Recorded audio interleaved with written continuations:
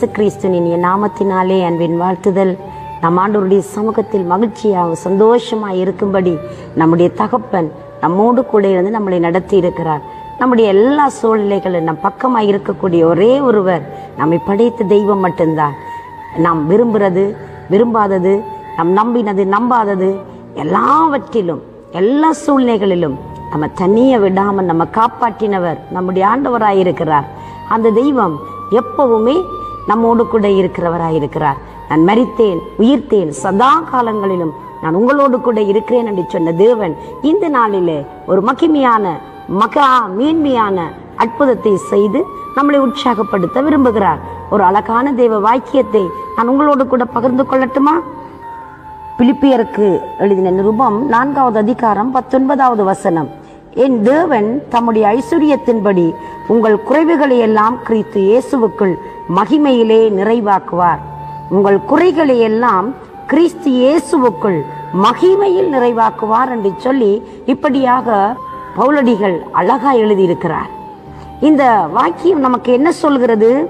என் தேவன் தம்முடைய ஐஸ்வரியத்தின்படி உங்கள் குறைவுகளை எல்லாம் கிறிஸ்து இயேசுவுக்குள் மகிமையில் நிறைவாக்குவார்.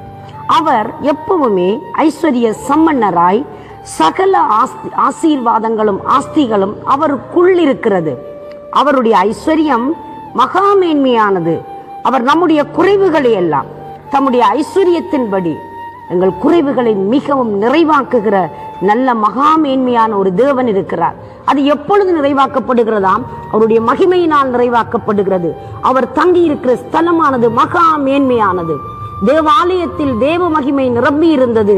ஆசாரியர்களால் ஊழியம் செய்ய கூடாமல் போயிற்று என்று நாங்கள் பார்க்கிறோம்.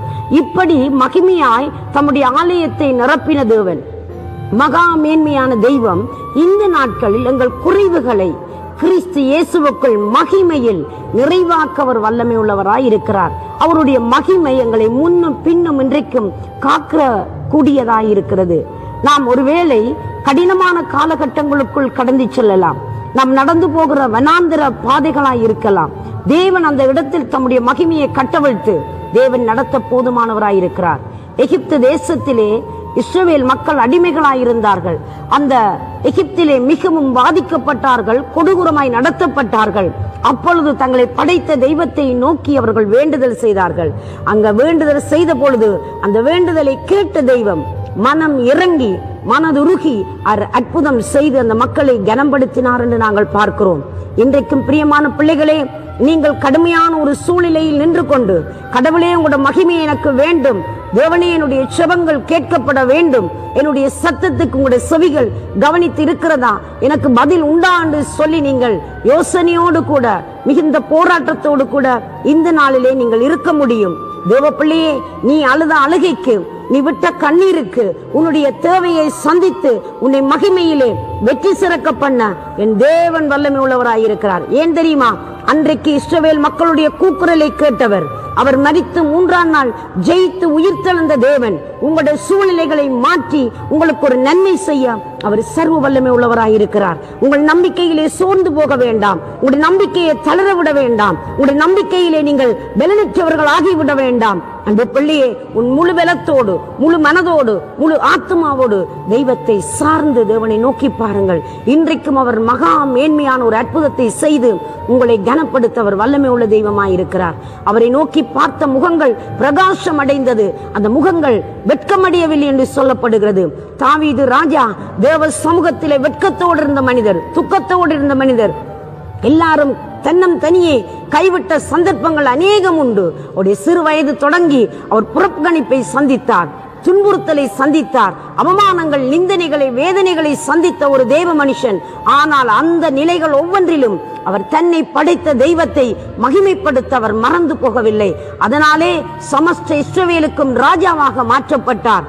ஆடுகளுக்கு பின்பதாக திரிந்த, கரவல் ஆடுகளுக்கு பின்பதாக திரிந்து கொண்டிருந்த மனிதனை எடுத்து அரண்மனையில் உட்காரும்படி அரியணையில் உட்கார வைத்து அழகு பார்த்த ஆண்டவர் இன்றைக்கும் ஜீவிக்கிறவராயிருக்கிறார். நீ எந்த இடத்திலே வெட்கி தலைகுனிந்து தலை நாணி நின்றாயோ அந்த இடத்திலே அன்பு சகோதரா சகோதரியே, என் தேவ பிள்ளைகளே, உங்களுக்கு ஒரு அற்புதம் செய்து உங்களை நடத்த சர்வ வல்லமை உள்ள கடவுள் இன்றைக்கும் உங்கள் மேலே கண்ணோக்கமாய் இருக்கிறார். உங்கள் கண்ணீரை துடைக்கவும், உங்கள் தேவைகளை சந்தித்து, உங்களுடைய வாழ்க்கைக்கு தேவையான மகா மேன்மையான காரியங்களை செய்து உங்களை கனம் பண்ண அவர் வல்லமை உள்ளவராய் இருக்கிறார்.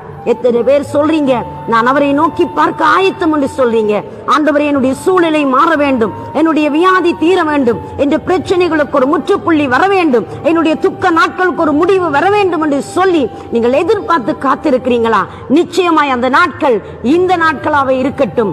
தேவனை நோக்கி மெய்யாய் மன்றாடுங்கள். நான் உங்களுக்காக மன்றாடட்டும். நாங்கள் தேவனை நோக்கி பார்ப்போமா? பரிசுத்தம் நிறைந்த நல்ல ஆண்டவரே, இயேசுவின் நாமத்தில் உம்மை நம்பி ஆண்டவரே, தங்கள் குறைகளை எல்லாம் உமக்குள்ளே மகிமையில் நிறைவாக்கத்தக்க அந்த அற்புதத்தை பெற்றுக் கொள்ளத்தக்கதாய் உடைய பிள்ளைகளுடைய வாழ்க்கையில் ஒரு நன்மை செய்து இவர்களை கனம் பண்ணி நீர் காப்பாற்றும்படி நான் செபிக்கிறேன். தெய்வமே, நீர் முற்று முழுதாய் பொறுப்படுத்து, ஒவ்வொருத்தரையும் ஆசீர்வதித்து கனம் பண்ணும்படி இயேசுவின் நாமத்தில் உடைய கரத்தில் தந்து செபிக்கிறேன் ஜீவனுள்ள நல்ல பிதாவே. ஆமேன், ஆமேன். தேவன் தாமே உங்களை நிறைவாய் ஆசீர்வதிப்பாராக. God bless you.